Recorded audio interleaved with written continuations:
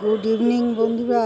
দেখো, এটা কিন্তু বাড়িতে এই ভাঙাচোরা একটা টবের মধ্যে পুরো ভেঙে গেছে। দেখো, মাটি খুলে খুলে পড়ে যাচ্ছে।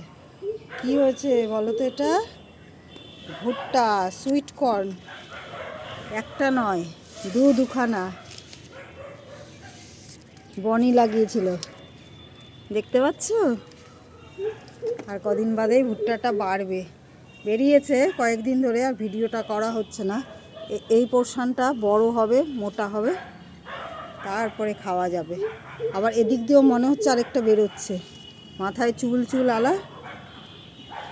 কটা গাছ হয়েছে দেখো, একটা, এই একটা, দুটো, একটা, তিনটে, আর ওই পাশে আরেকটা।